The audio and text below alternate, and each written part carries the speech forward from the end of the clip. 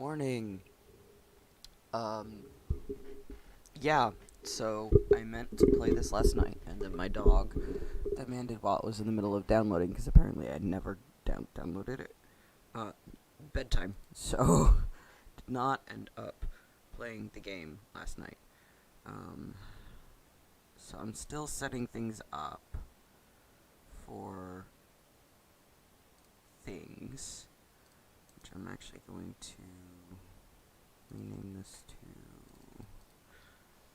AC Games. And then properties. Change it from rogue to whatever new property I need it to be.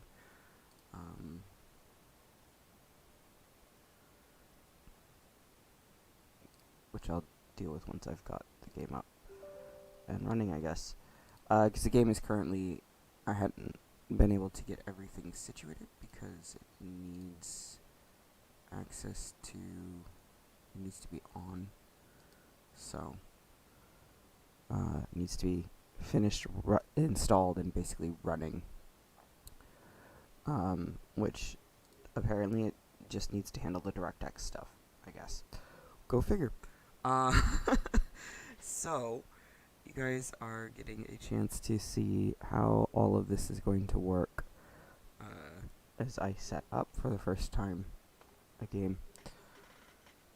My voice is a little low because it's first thing in the morning. It takes a while for everything to lubricate appropriately. Because lubrication's a thing. So, Unity, like Rogue, is a game I have never played, period. I have played some of Syndicate before, so I kind of got an idea of how Syndicate works. But Unity is a completely new storyline for me. So I don't know anything about Unity itself, aside from the fact that Arno is an orphan, and that's it. That's actually all I know is Arno is an orphan.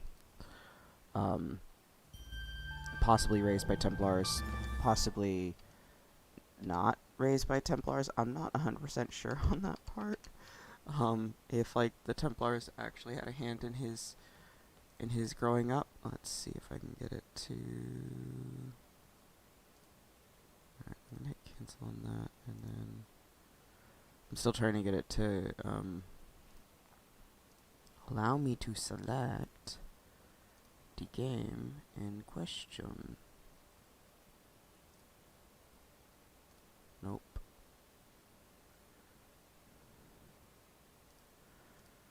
Oh, you're wanting to match. There we go. And that should pick up Unity. Yay! Okay, it did. Awesome. So I have not seen any of this before.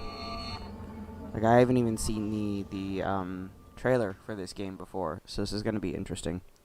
So I'm going to switch over to the game itself and let it do what it do, because I'm curious. I've seen none of this shit. Unity is a whole new experience for me.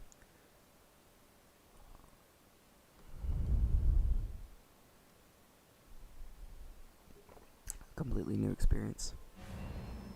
So I want to see what the you wait long enough view is, because Shay's whole bit was interesting. Very arrogant, shall we say. Very arrogant. So I want to see what Unity's trailer is. Which I had seen bits and pieces of Shay's trailer ages back, because that's how things go. But I've never seen anything for Unity, so I know shit all about this particular story. I do know people dislike it. People disliked these three a lot, though, so take that with a grain of salt.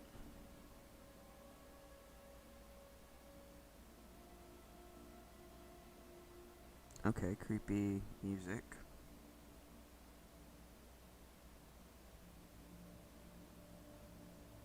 Less creepy. Nope, still creepy. Do you have a trailer like Rogue did? Installed in your menu as you wait? And don't push a key? I'm presuming you do, because you're all made in the same time frame.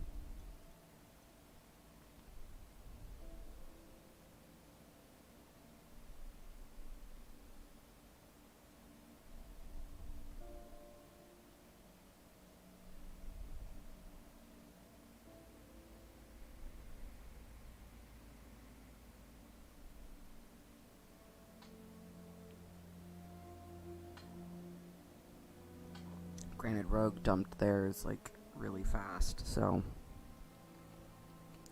I'm turning in my... Ah, there it is. Okay. Knew it existed. The past is not lost. The past lives inside us. Encoded in the double helix are the experiences of our ancestors. After 3 decades of research, our engineers have forged the cutting edge of biotechnological interfaces. We have unlocked the lives of our forebears. We have opened a window into the past. This is total immersion entertainment. With the press of a button, you will experience the most pivotal moments in history. All from the comfort of home. Welcome to Helix, where the past is your playground.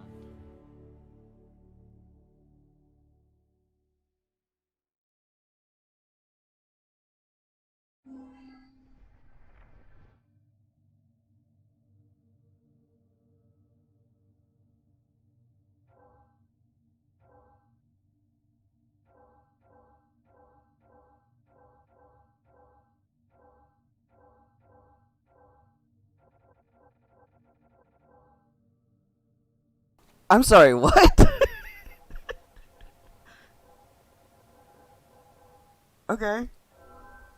Last of the heroic Knights Templar, Jacques de Molay was a man of principle, towering intellect, betrayed by those he trusted.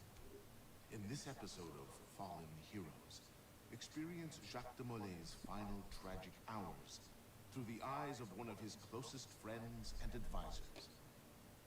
This is legitimately a thing you guys did, Ubisoft? Legitimately?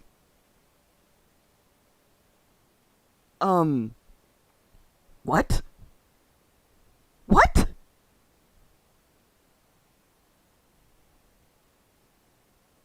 Why do people not like this game? If you could play through random short stories like this just from not opening the menu. Or short movies. Huh. Who goes there? A friend of the temple. Fluaurak. The Council's message was absolute. You're not welcome here. I must speak with the Grand Master. He's in session. They all are. Another day, perhaps. King Philip disagrees. Damn you, man.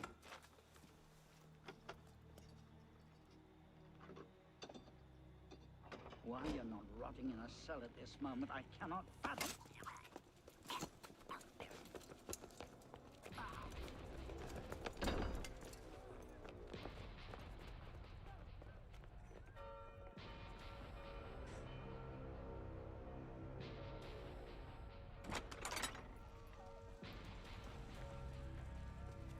We are betrayed. Draw your swords, men. Defend the temple. Not you, brother. I have a different task for you. Come with me.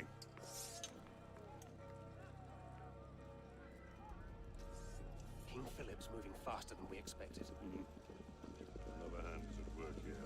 The Pope? The assassins. Assassins? I thought the Mongol Khans broke their power decades ago. The assassins are far older than Masyaf, my friend. They're an Anarchic delusions are virulent as the plague, less easily eradicated. I didn't realize you actually do get to play. We will not prevail this night, but if you make haste, we may yet save our order. What must I do? Go to the tower. Take the sword and the book. Hide them. They must not fall into the assassin's hands. Grandmaster, I will.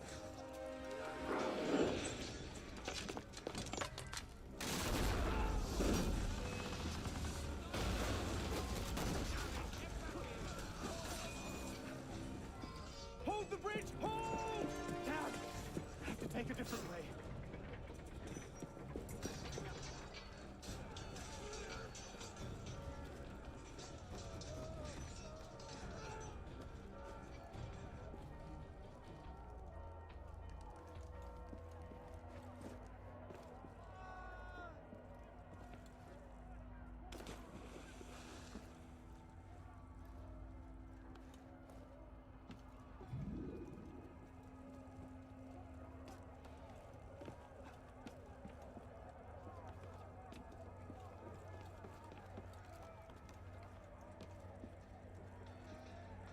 So, people legitimately didn't like this game? Like, this is really cool to me, personally.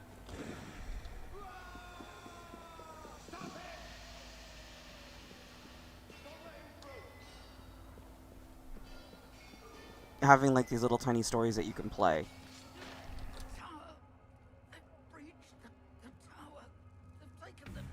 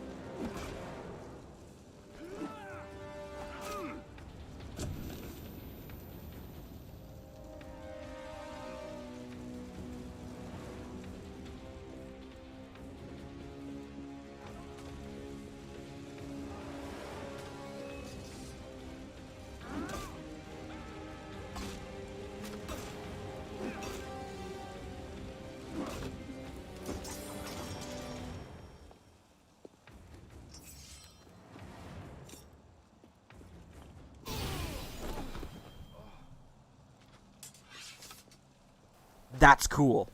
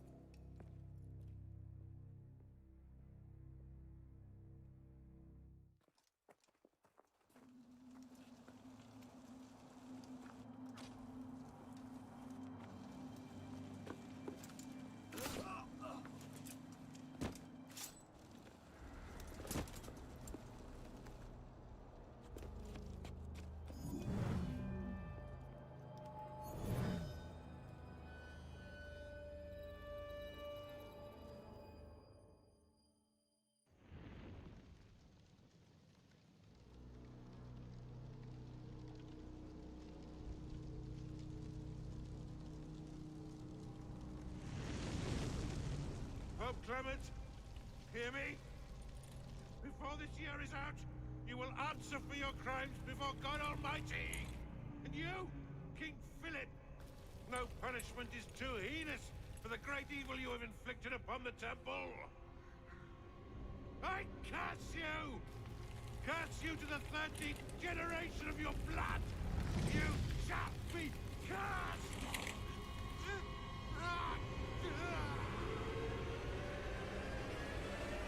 Consumed in flames of hunger and wrath, thus came the age of true wisdom to a blistering close. The Knights Templar, once the proud shepherds of order, peace, and illumination, were no more. Yeah, let's get a sniffer running. If Abstergo pings us, pull me out. Okay. I have a visual. Hey there. This is probably disorienting, so I'll be brief. I'm Bishop, not my real name, obviously, but that's as much as you'll get today. Please listen carefully. Abstergo is using you, hijacking your neurons to help them sift through genetic memory data. These guys already have their fingers in countless corporations, governments, media outlets, and NGOs. But now, they want control over history itself. If that doesn't frighten you, it should. But we're here to stop them, and I need your help. Deacon, preload gene sequence AD16, B13, I87. Yep, spooling it up. Last week, we gained access to a bank of unsequenced memories in Abstergo's Helix servers. For now, we'd like you to experience a small sample. This should help you understand our struggle. And after that, you can decide for yourself what comes next. We'll be waiting. This is a clever way to start the game.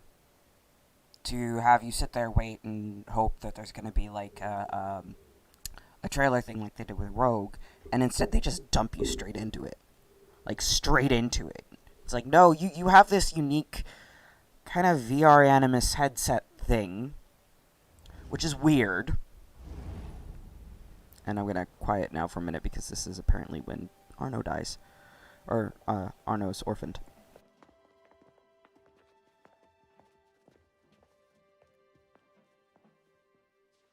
Arno.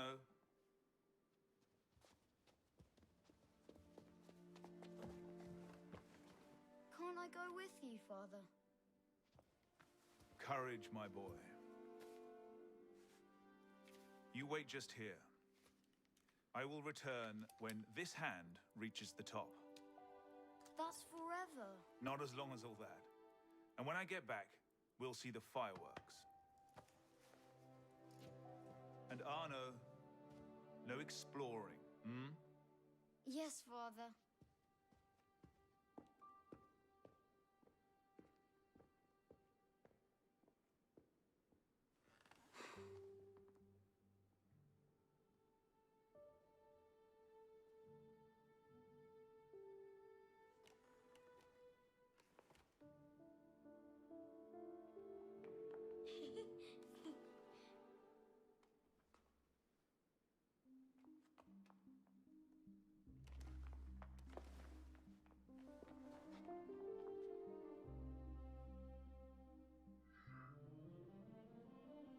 So, yeah, I like how it kind of, it teases you in. It really teases you into the game, which is nice.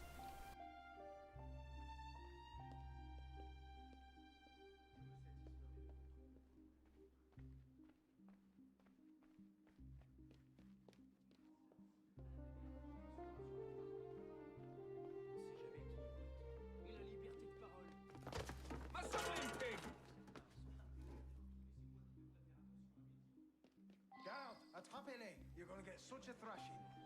Quickly.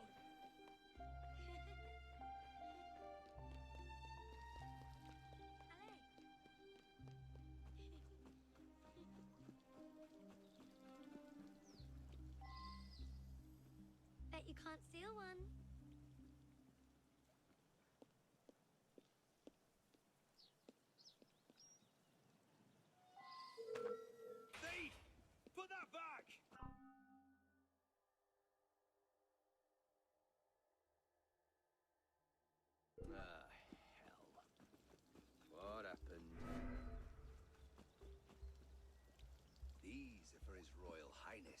Not the likes of you.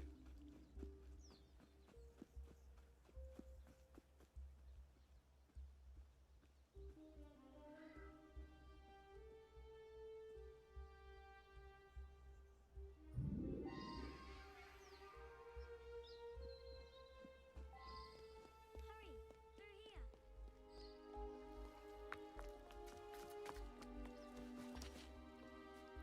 Did you see their faces when we stole those apples?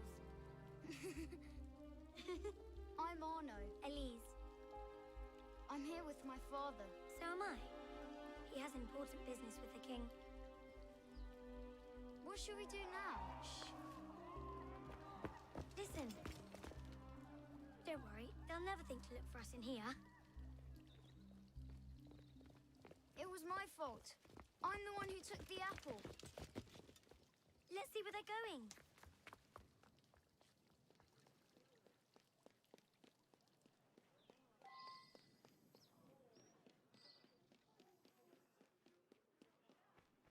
Hurry, something's happened. I sincerely hope this unfortunate affair does not darken your opinion of our nation. Monsieur, if we judged nations by the character of Elise. their criminals, Father? we should all be called barbarians. Come here, girls, now. Father?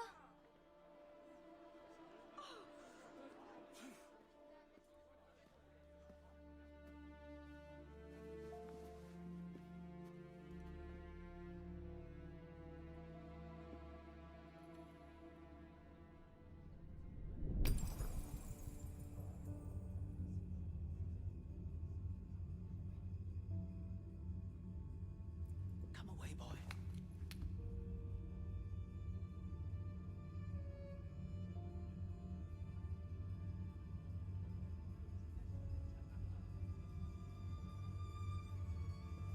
Arno. Arno. Look at me.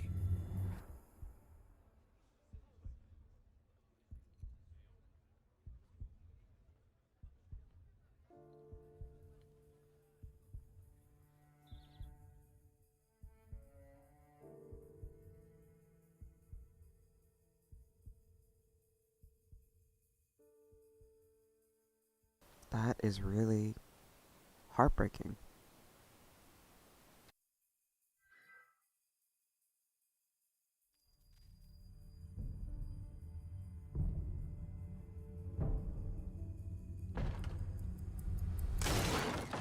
Can't win fairly at cards, so you stoop to thieving, you bastard!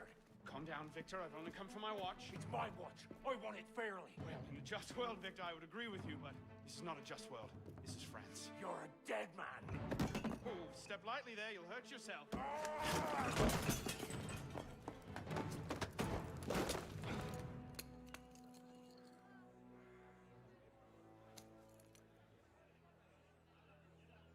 You just had a nice chat with your brother. You go. Fetch the marshals. Hold on a minute. Diable. I've got it, Victor! I say. Sorry.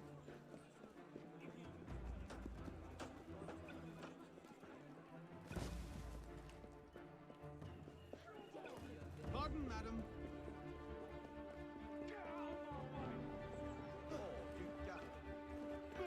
Gentlemen, please, we can come to an understanding.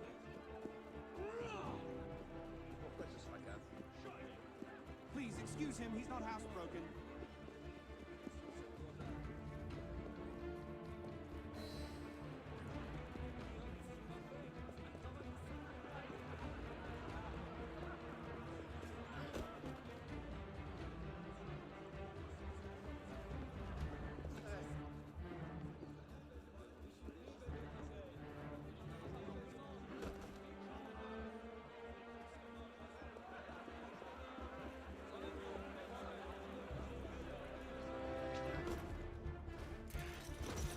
Thick-headed blacksmith like you probably can't even read or watch.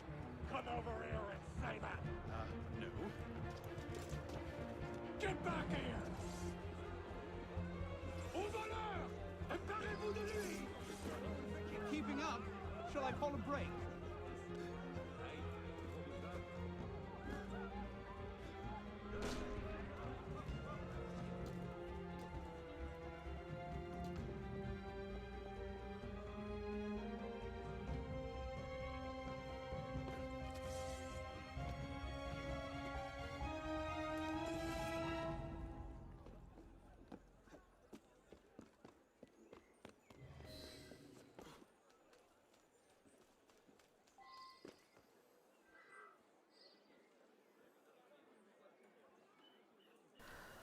Okay, I like how that started.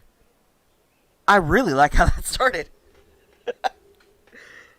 That's nice. That is a way to start a game.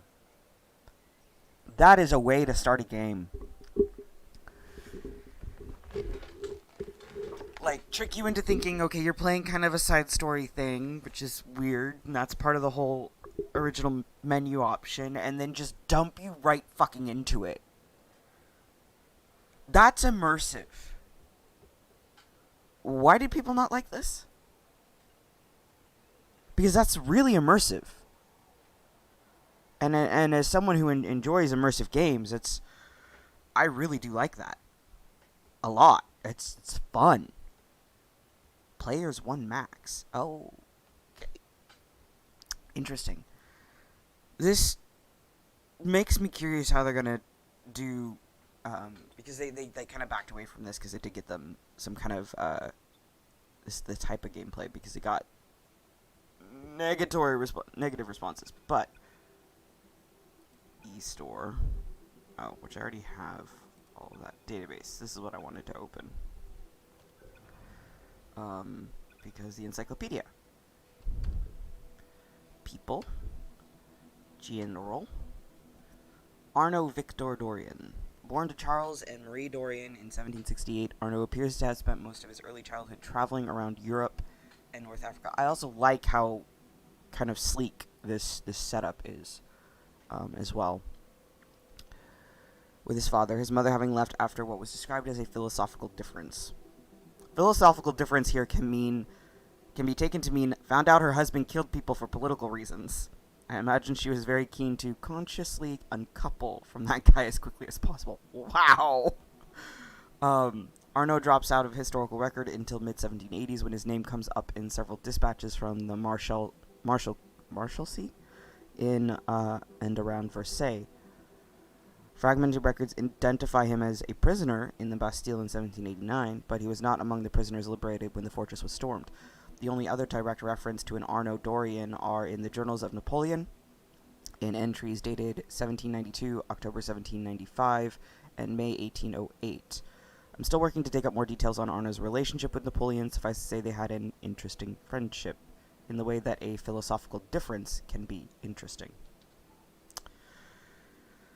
Esquire de Floirac. This is the guy I was playing originally, in what I thought was a side story and is actually part of the game. A co-prior of the convenient Montfaucon. I'm not even sure I'm pronouncing that right. I know it's probably Montfau, and then the rest I do not know. Montfaucon, Montfaucon something. Esquire, I butchered that something fierce. Had been imprisoned at the same time as a renegade Templar.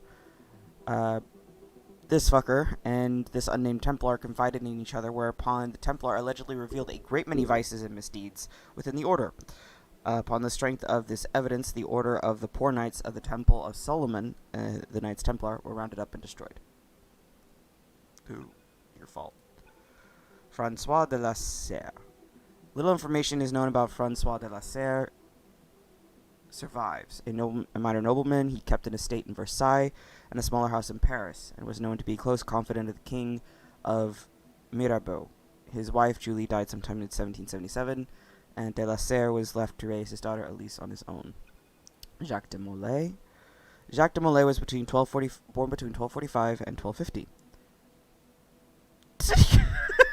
No, that's a long labor. Yeah, 5 years. Good lord. He was born, no doubt, in Molay. Saun. He was received to the Order of the Templars at the Wen House in 1265. After the fall of Acca, a general chapter meeting of the Order met in Cyprus in September 1291. He was elected Grand Master in April 20, 1292, and led the Templars to the height of power. Under his influence, the course of European history would change for the better. In 1307, Philip IV of France and Pope Clement V concocted a scheme to destroy the Templar Order.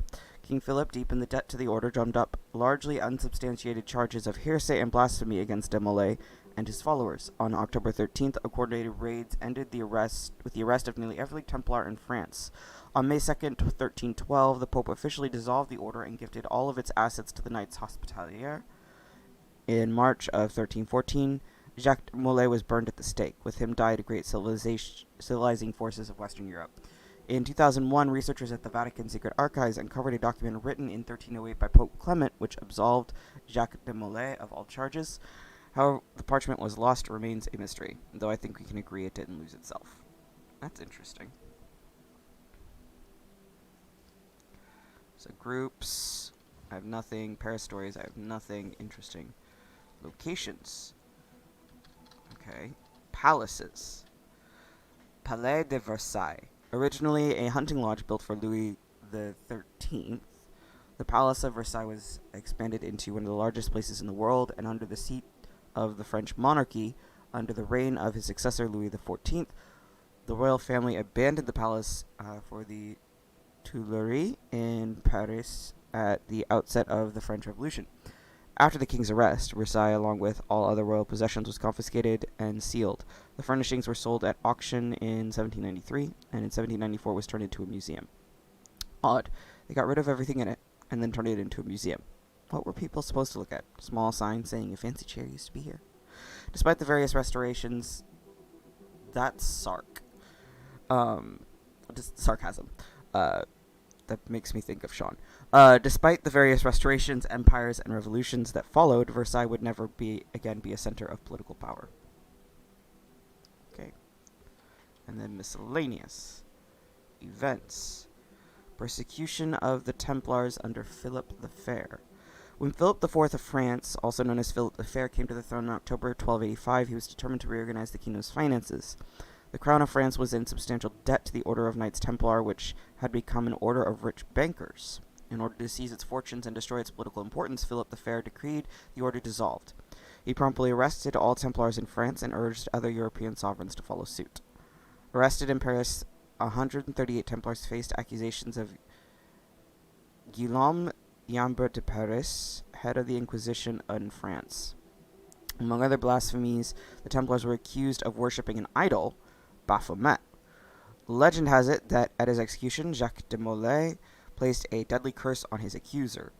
Pope Clement, Chevalier Guillaume de Nogaret, King Philip, I summon you to the tribunal of heaven before the year is out. Curse you, curse you, curse you, curse you all until the 13th generation of your progeny. I'm totally using this the next time I'm thrown out of the local pub. Curse you all until the 13th generation of your progeny. Yeah, that'd be good. That'd be a good one. Are we sure that's not Sean making these comments? Because if it's not Sean making these comments, I want to know who the fuck is making these comments. Okay. Yeah, sorry. I needed to play distraction for a moment with that, because that's cool. That's cool. I do appreciate how this just tossed me right into shit. Can I steely this steely thingy? Thank you. Alright. We're just gonna go up because I want to... Sorry, I have the hiccups. Here we go. I want to eagle vision. I want to, Here we go. I have to actively press spacebar to jump now. That's fun. I want to sync a viewpoint, please. Is the viewpoint the tippy top? Yep, probably.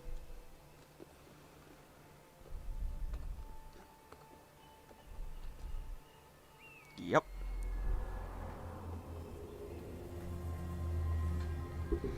Wow, that is huge and pretty.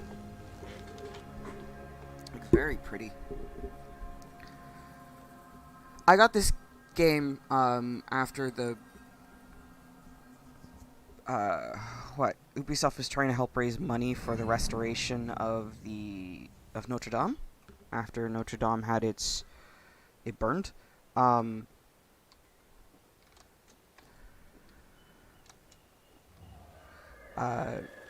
because apparently they did a really good job at recreating it in this game or something, which I thought was cool.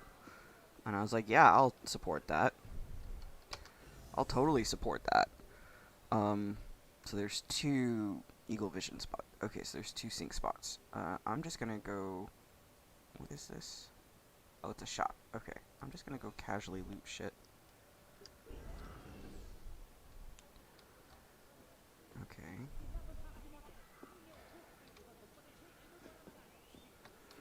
If I can figure out how to highlight things. Can I highlight you and say I want to take you? Oh, space. It's spacebar to set marker. Okay. And it doesn't actually... Okay. Okay. That's mildly annoying. Alright, I guess up the building we go. Arno, what type of nonsense do you get your ass up into?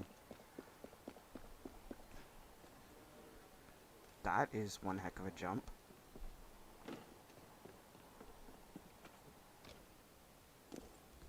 Damn.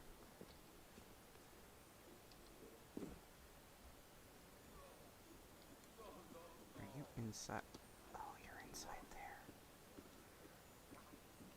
Ha! Free access! Where is it? I heard it. It made shiny noises at me. What? Okay, so it is not in here. Oh, up there? Maybe.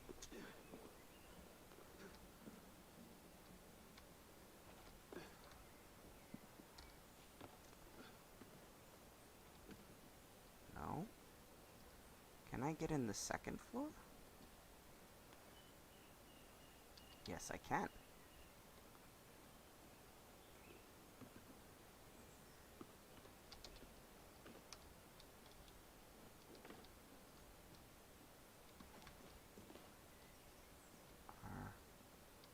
I can get in the second floor of up here.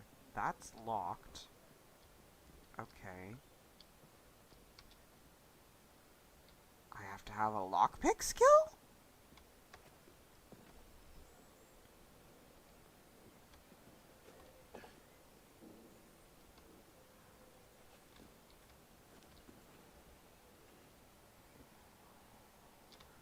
Oh, I get it from the other side. Okay, I can see a way in now. This is... I like the way I can see through the windows.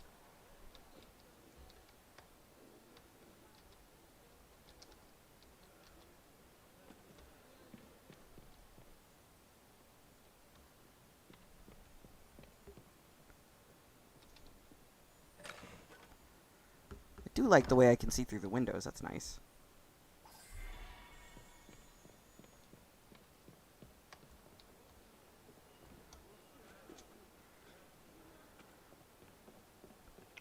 Alright, you're marked as gold, so does that mean I need a lockpicking skill to open you? Possibly. I hear you. You're somewhere around here.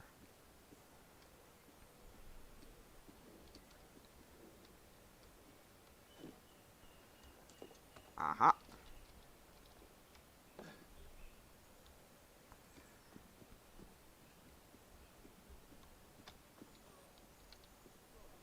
No, I don't need a lockpicking skill.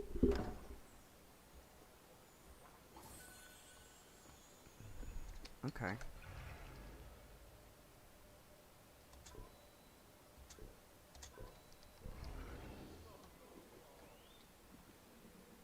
That did not actually set a marker.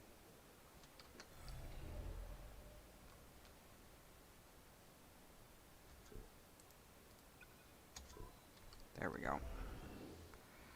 I have to select it, and then it will let me set my marker. Sorry. I'm getting used to how to use controls in this game. They're slightly different. Well, that's interesting.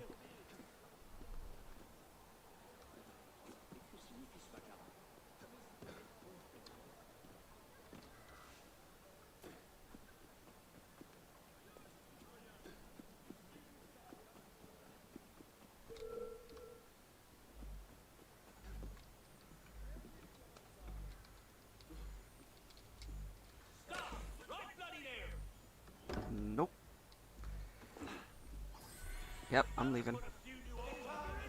Oh, I'm leaving. Bye.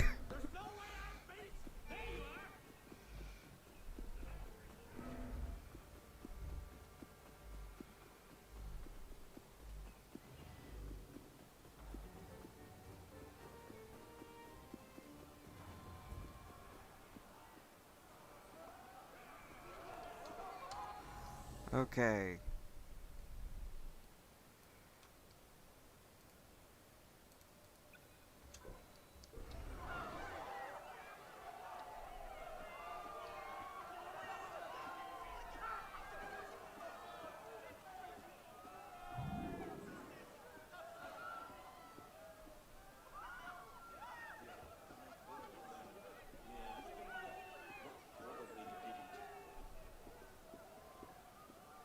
Okay, so it shows up on my map.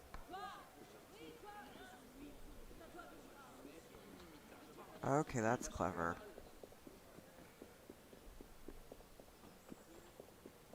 So, huh.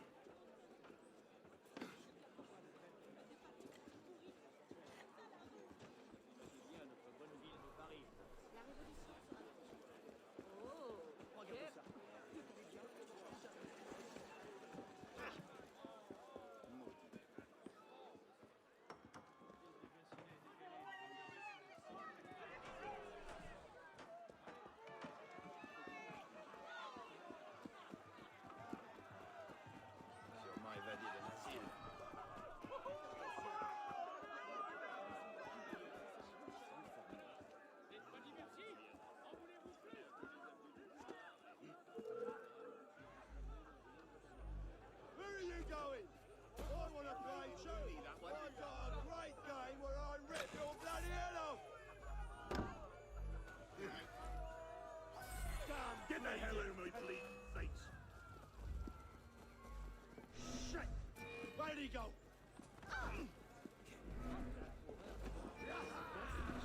I've seen you before, you bastard!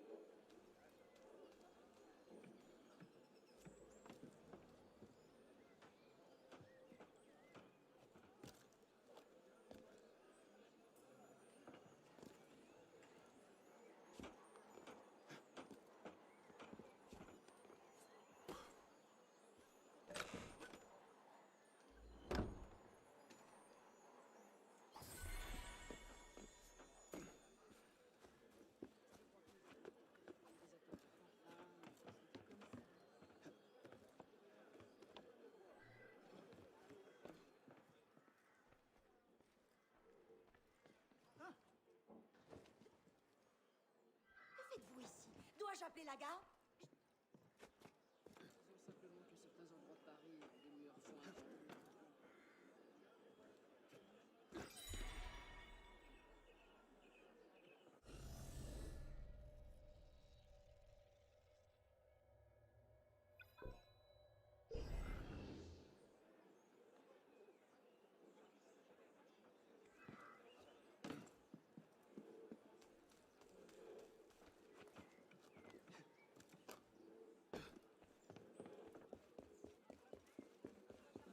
J'aimerais bien faire autant.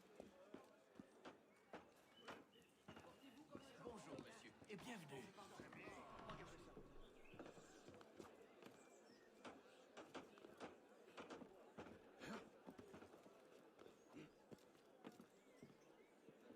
La durée qui se pique par les vertus. Le mariage. Tu te souviens que c'est à ton frère que tu fais du tort.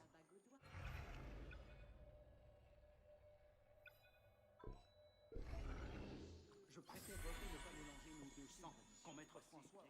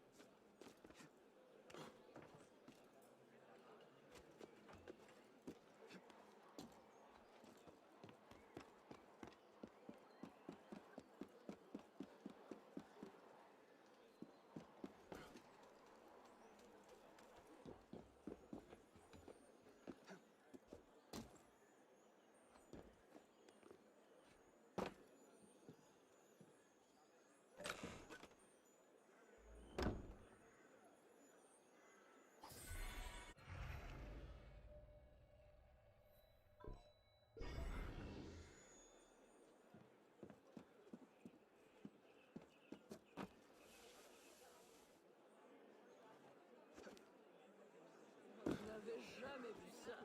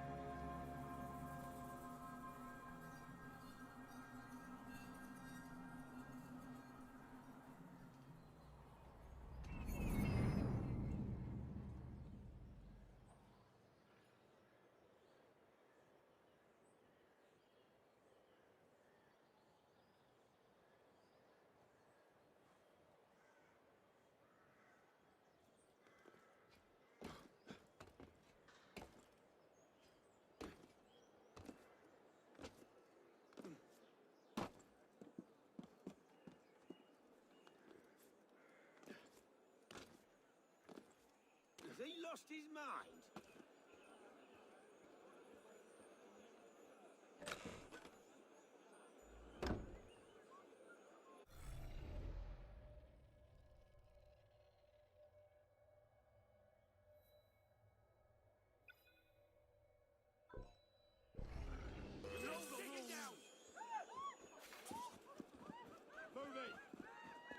you can outrun me?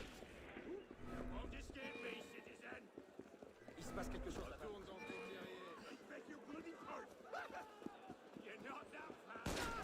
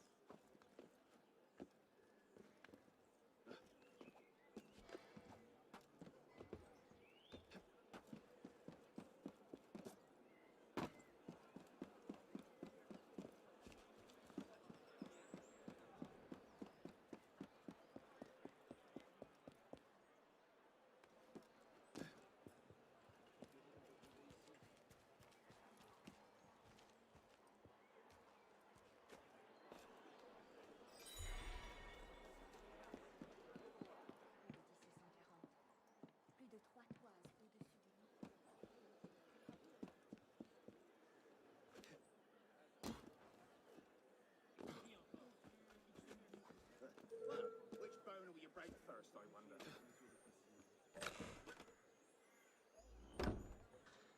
You! Hold there! Is it a new face you need? I'll gladly rip that one off, see what's underneath!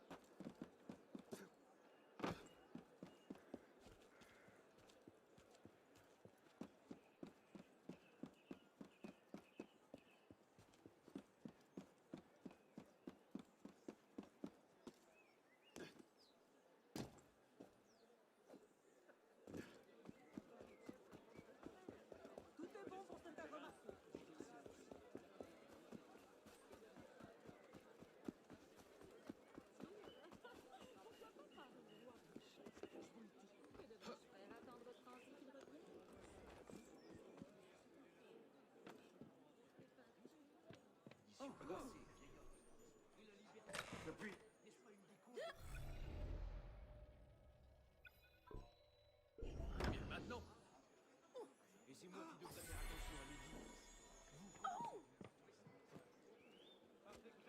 Je pourrais le regarder toute la journée.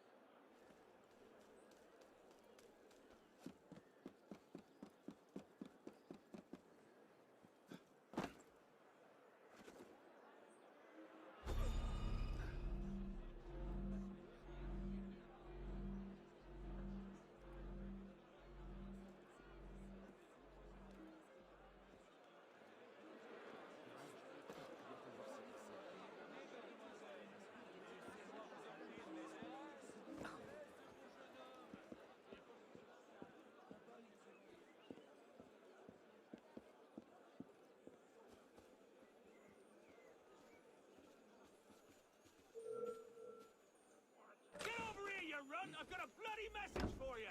You're gonna want a revolution! I'll get you! La Vérole va lui manger la cervelle.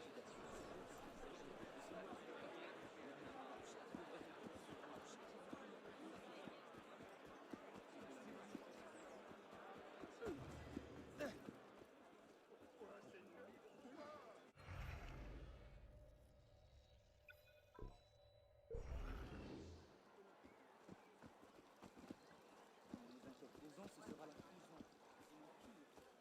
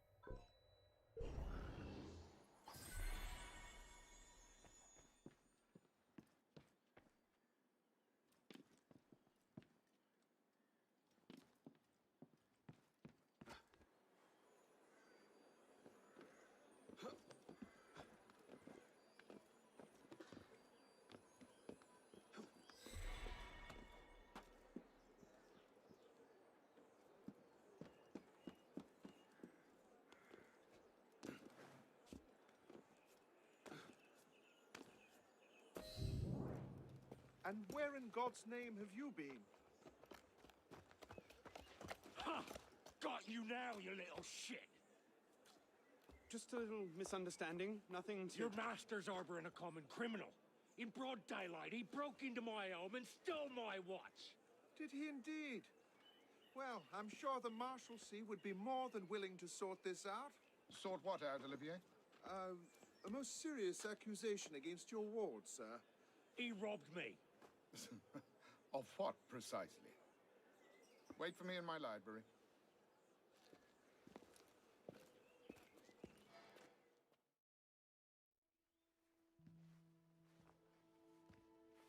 Don't give me that look. Victor cheats when he plays Pharaoh. Everyone knows it. Arno? Who are you talking to? No one, monsieur. You'll be happy to learn I persuaded Olivier to leave off calling the Marshalsea. Again. Je vous remercie, monsieur. What is this? The 6th time? The 7th? Perhaps a new hobby might be better for your health. Well, I find playing cards affords many opportunities for fresh air and exercise. We'll talk about this later. I have business in town and must collect Elise before I can attend to it. Elise is here? Only for the night. She returns to Paris first thing tomorrow. She'll need an escort. Won't she, with you so preoccupied? One of you running amok is quite enough. Remain here and see if Olivier has any chores for you. Sure he does. What was that? Give my regards to Elise.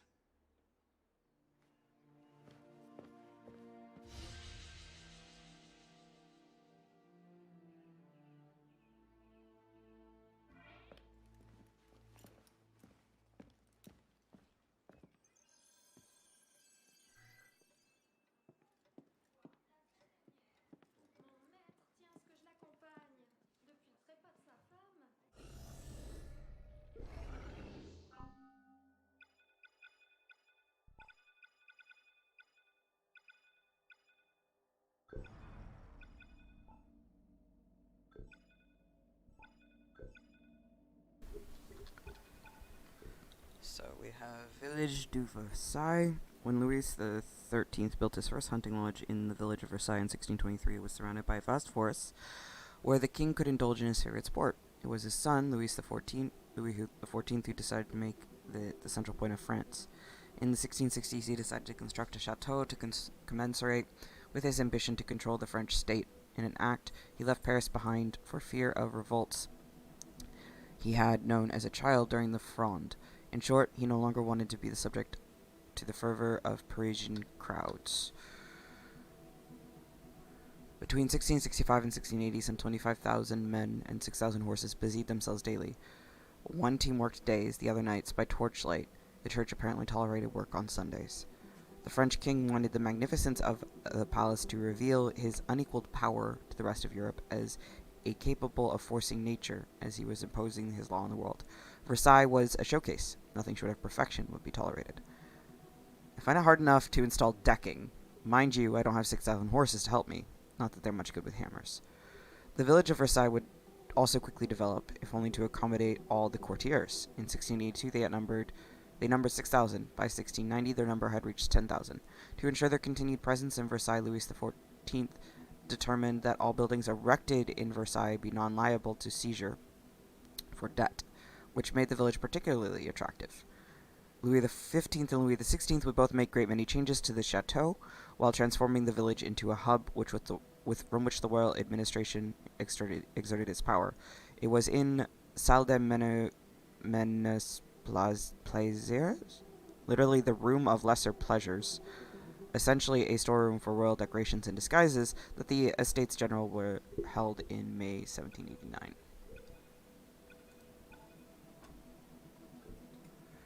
Hotel des Menus, the Hotel of Little Pleasures, built at the command of Louis XV to house the organization responsible for preparing royal ceremonies and festivals. The Hotel of Little Pleasures in Versailles is most famous as the site of the Estates General in 1789 during the Revolution. It served variously as a courthouse, barracks, and bread distribution center. Much of the historic building was destroyed in 1800 when the property was sold to a private citizen.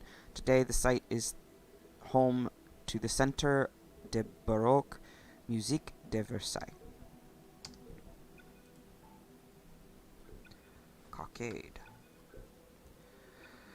A circle of ribbons usually worn on a hat. The cockade of the Revolution represented colors we see today in the French flag, blue, white, and red, sometimes known as the tricolore. The idea of the three-color flag was represented by Louis XVI to Lafayette, Louis XVI by Lafayette during the meeting at the Hotel de Ville on July 17, 1789.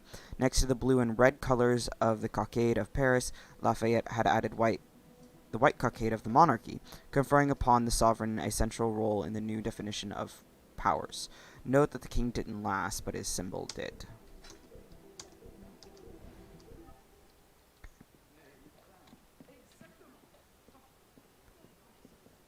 I will talk with you in a minute, sir. There is a shiny chest I want to open up first. You prevented me from doing so earlier.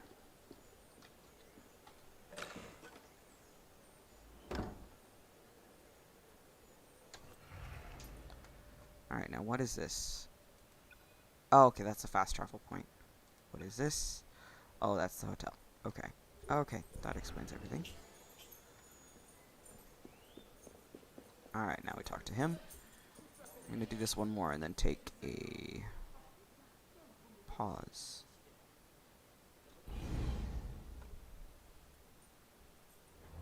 Thrown out onto the street yet? Oh, you would love that, wouldn't you? It'd break my heart. Olivier, if I weren't here, who'd do all your work for you? The horses need brushing, boy. Get to it. Certainement, monsieur.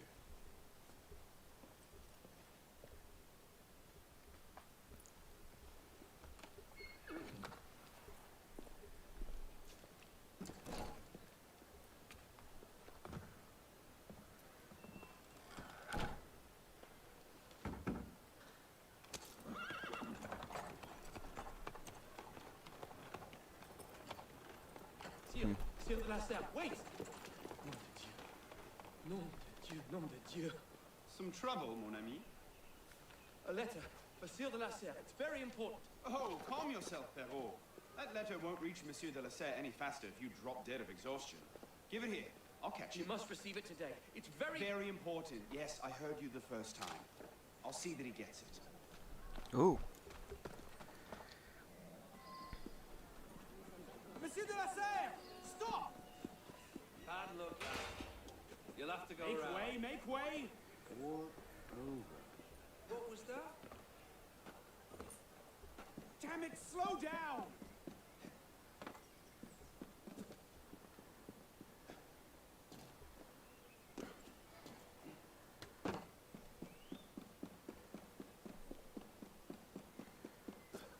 Apparently, walnut is a popular finish this season.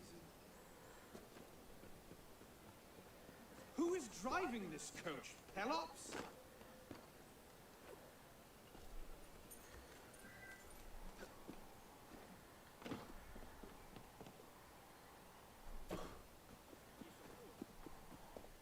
Arrêtez!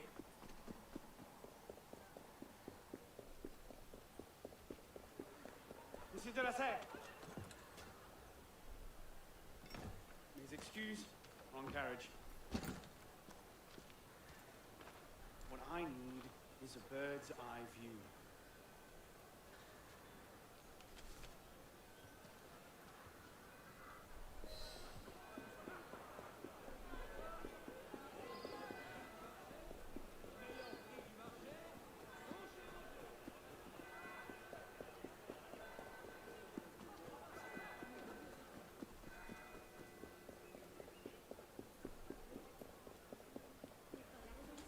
Padra off. Off.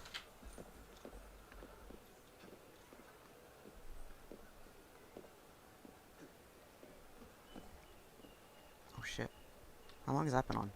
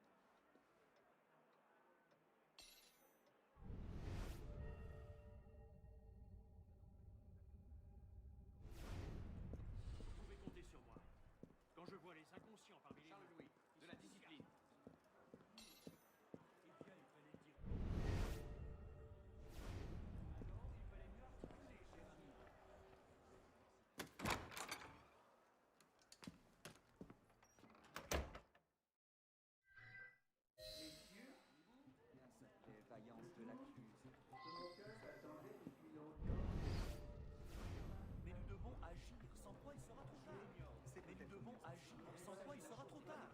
C'est peut-être une opportunité, mais il s'agit objection raisonnable. Et moins un domaine qui était dans la famille depuis plus de 15 ans.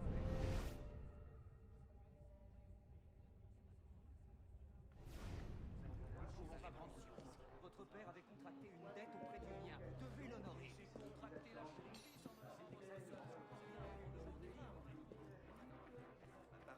avait détaillé à la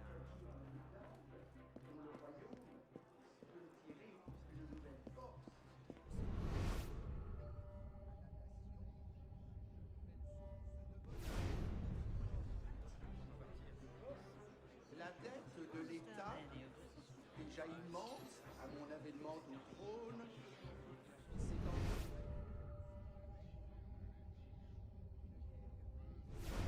s'est mais honorable, en a été la cause.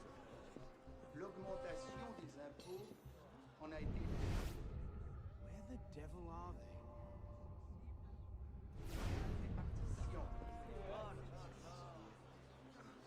Une inquiétude générale, un désir exagéré d'innovation se sont emparés des Not these esprits two again.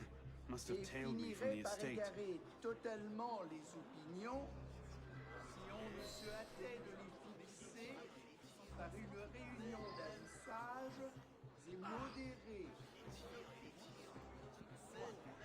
C'est dans cette confiance, messieurs, que je vous ai rassemblés et je vois avec sensibilité qu'elle a déjà été justifiée par les dispositions que les deux premiers ordres ont montrées à renoncer à leurs privilèges pécuniaires. So, who or what will take its place? Another king? A council of capable men? That is the question, isn't it? A truce, then. What the devil was that about?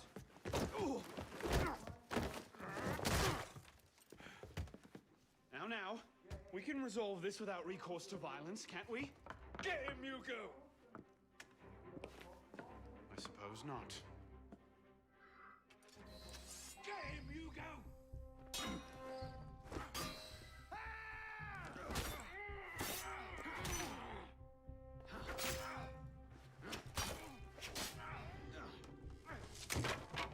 Easy, big fella.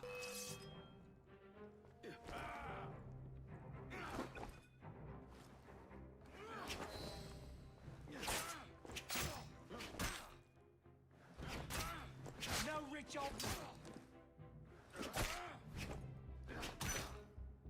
Think you can stay? Let's see you run away! Not your day, is it, Victor? To your health, gentlemen. You, boy! Stop! What are you doing there? Running!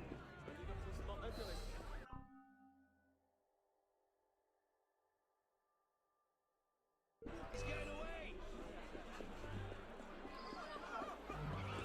Shut up, bro! Your minutes are numbered, Tom! A-t-il perdu la raison? Damn it! Hurry! Get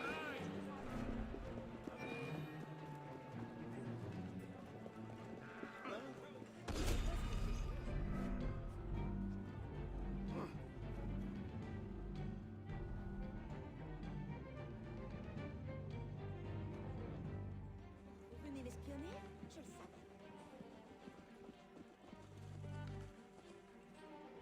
All right. Which way? No getting back in there now. Catch them back at home, I suppose.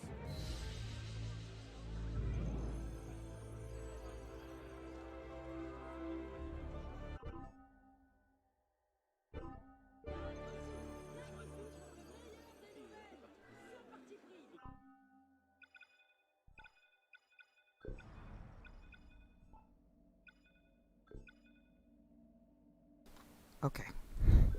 That's fun. Okay.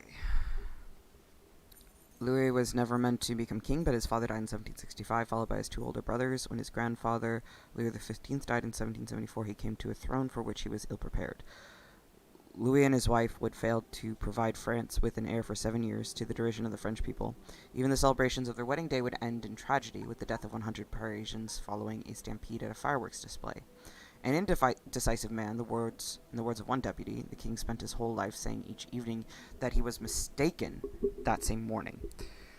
As his younger brother, the future Charles X, would say, not without irony, trying to get Louis to hold a position was like trying to hold a greased billiard balls together. Amazing that phrase never caught on, really. But then trying to get a phrase to catch on is like oiling a hammer and expecting a cat to marry it. You can use that one if you'd like. His 19-year brain would become increasingly agitated since the court was incapable of reform. Louis XV had merely covered up the nation's problems without actually resolving anything. His heir wished to be called Louis the Severe, to contrast with the permissiveness and debauchery of his grandfather, but as far as public opinion was concerned, he would be Louis the Weak. Never mind Louis the Weak, there were so many men called Louis around you could have had a Louis of the Weak. What decision he actually managed to make turned against him. The war in England to support Franklin and Washington would ruin the kingdom, and by 1789, debt-ridden, France had reached a state of virtual bankruptcy. This situation was exacerbated by the trade treaty with London. The British, who were ahead of the French technologically, inundated France with industrial products, spelling ruin for French artisans. Some of these products would even be used in revolutionary riots. While food shortages were due to bad crops and weather, those who were hungry blamed it on the rich. Meanwhile, pampered and pensioned in Versailles, far away from their roots, the nobility had become another adversary that would further undermine the system. The same went for the lower orders of the clergy, who shared general misery of their flock. The king didn't see it coming. The nobles would bring about revolution to which they would fall victim.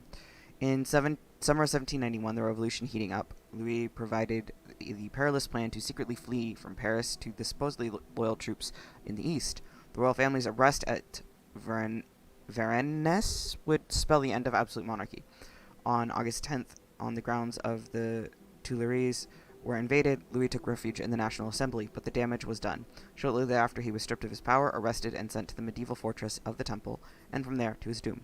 His trial was brief, and ultimately only for show. Witnesses who testified in his favor were massacred in 2 instances, while the documents that could have proved him innocent were not passed on to his defenders. In short, it was a travesty. The judges had all but decided on the verdict from the onset. The absolute monarch, who didn't even reign over his court, was influenced by all those who surrounded him. "What should I do?" he asked the reactionary French writer Rivarol in September 1789. "Act like a king," came the reply. If only. Louis, who had a passion for geography and great exploration, and whose hobbies were locksmithing and carpentry, was simply not cut out for the job. In my experience, you should never trust a man who lists his hobby as lockpicking. Honor Gabriel Riquetti, Comte de Mirabeau. Born at Les Bignon, Mirabeau suffered a virulent case of smallpox at a young age, which left his face scarred with pockmarks. His family was quite wealthy, and his father obtained for him a commission in the cavalry, but the army was a poor fit for him. Young Mirabeau became embroiled in an affair with his colonel's wife. When the affair came to light, Mirabeau's father had him imprisoned on the Ile de Ré. He spent many years in and out of prison, always one step ahead of creditors, and more often than not, angry husbands. Later, while imprisoned in Fort de Joux, he seduced his jailer's wife and escaped with her. He settled in Amsterdam, where he became involved in various occult societies. Later arrested by the police, he was again imprisoned for 3 years in a castle of Vincennes, where he wrote dozens of texts in which he condemned the arbitrary nature of French justice, as well as an essentially pornographic text, Erotica Biblion. At this point, I should say, this bed-hopping, war-dodging, erotica-writing, anti-establishment gigolo sounds like the most French man ever. I mean, he took French manhood to a whole new heights. And when I say French manhood, I'm talking about his level of Frenchness, not his French manhood. Actually, I'm talking about that as well. Okay, this is literally Sean. I'm just sorry, that's Sean. That's Sean's writing that. Okay, good to know. Once released from prison, his life changed when in Neuchâtel he met Genovese revolutionaries in exile, including financier Etienne Clavier, who would play an important role in Paris. These talented men formed the foundations of Mirabeau's group, and political reasoning they wrote, he signed. This explains his prolific production. Politicians have always used ghostwriters. He attacked the banks in his texts in return for payment by another banker, thus allowing him to pay off his mountain of debt.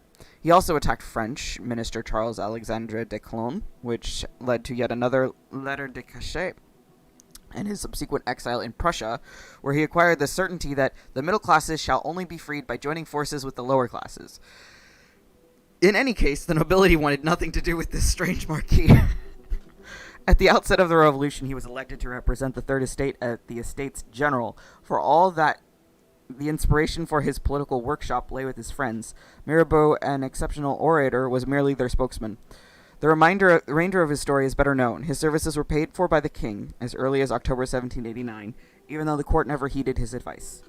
Proof of his secret dealings with the king came with the discovery of the famous iron chest at the Tuileries Palace, containing, among other things, correspondence and a list of payments. However, by the time he had already been in the grave for 16 months.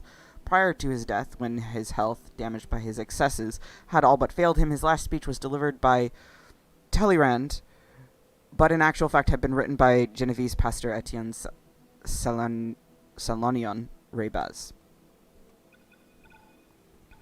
Okay. In March 1789, elections were held to select the 578 deputies of the three estates. The list of deputies included men such as Robespierre Monnier, Barnave, Sieyès, and Comte de Mirabeau, who, although a noble, chose to sit as a deputy of the Third Estate. Most of the men who comprised the Third Estate were in their late 20s or early 30s. The plain black clothes worn by the deputies of the Third Estate contrasted sharply with the luxurious, brightly colored garments of the nobles and the clergy. Also, they were very slimming. In the First Estate was the church, and the Second Estate was the nobility. The Third Estate was everyone else. It comprised beggars, peasants, the bourgeois, notaries, doctors, lawyers, artisans, bankers, and even scholars who at the time represented approximately 96% of the population. I don't think this means 96% of the population were scholars. If it did, this would be one terrifically nerdy time period. I dare say you and I would have fit in rather well. In a pamphlet entitled, What is the Third Estate?, published in 1789, Sieyès wrote, "What is the Third Estate? Everything. What has it been until now in the political order? Nothing. What does it ask? To become something. Nothing be done without it. Everything would be infinitely better without the other two orders." Okay. Events. The Estates General was an assembly representing the three classes or estates of the French society: the clergy, the First Estate; the nobility, the Second Estate; and the peasantry, the Third Estate. The Estates General was not a legislative body like the English Parliament. Rather, its role was to advise the king, with whom all authority lay. I have often imagined what it would have been like to be a king. I think my first rule would be to make all crime illegal. Boom, just like that. You're welcome. It was infrequently called before the onset of the Revolution. The last meeting of the Estates General was in 1614. The Estates General sat for several weeks in May and June in 1789 to address the financial crisis facing the realm, thanks in no small part to the French government's role in financing the American Revolution. The meeting quickly came to an impasse over the first item on the agenda. However, whether the Estates General should vote collectively by estate, which would give an advantage to the First and Second Estates, or vote individually, which would give more numerous Third Estate the advantage, deadlocked, the deputies of the Third Estate began to discuss political reforms rather than the financial crisis that had been the original agenda. The meeting of the Estates General dissolved when the Third Estate declared itself the National Assembly and announced that it would conduct the nation's affairs. The First and Second Estates were invited to join the Assembly, but it was clear which way the political wind was blowing. The French Revolution was beginning. Oh, there's still more in miscellaneous. What else is here? Welcome to the Animus. Sean here. It is Sean! Knew it. Look, I just wanted to get this out of the way because as soon as anyone mentions the French Revolution, someone else's eyes light up and they start going, "Do you hear the people sing?" in that weird way people do when they're both talking and singing at the same time. And then I have to listen to a god-awful rendition of the song from that god-awful musical, and I seriously start to consider tapping my fingers trapping my fingers in a door just so I have something else to think about. The French Revolution, the one you're in, started in 1789. Have you got that? Les Miserables, the novel by Victor Hugo, later turned into a musical by someone who very clearly hates me personally and is dead set on making my life a living, breathing hell, is set in Paris in the time period between 1815 and 1832, which was an entirely different revolution. Stop looking for Jean Valjean, alright? He is not here. Anyway, I prefer cats. It is more believable. I like Sean's response. That's, yes. I love cats. I love cats. Cats is fun. I hate the movie, but I love the musical. Welcome to the database. Hello, we haven't met yet, but you can call me Sean. I just thought I'd say, it seems that Sturgo has put together a rather lovely historical database that you can peruse as you're running around. Unfortunately for you, their historian gave things a bit of a, well, let's just say they have a particular viewpoint they're keen to get across. By which I mean they're Templars, and they think like Templars, and they lie about people who aren't Templars. So I'm just going to go through and add in some explanatory footnotes as I give you a bit more balanced perspective. Well, I'll try for balance. I'll aim for it. Balance is a certain something worth striving for, or at least thinking about, or maybe I'll just mention it here and you can be your own judge. Also, and far be it from me to criticize, because they've given it quite some effort, but the way they write their history is as dry as freeze-dried, dry-cleaned, dry thing, with a particular chronic case of dry mouth, which has been left out in the sun and then popped in the oven. So let me at least attempt to make that a smidgen more readable. Although, that's the last time I'll ever use the word smidgen. That's hilarious. And cute. Okay. So,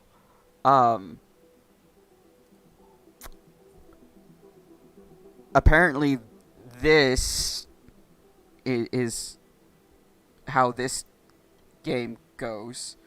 What is it? No, it's...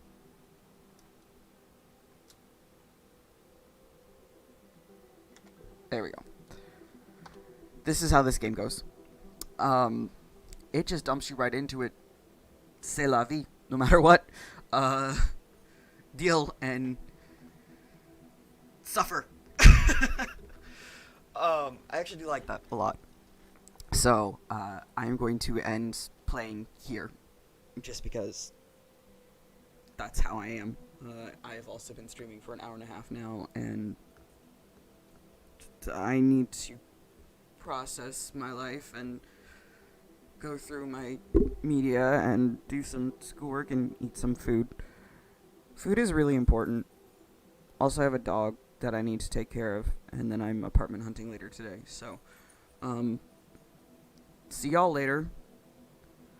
This is strange.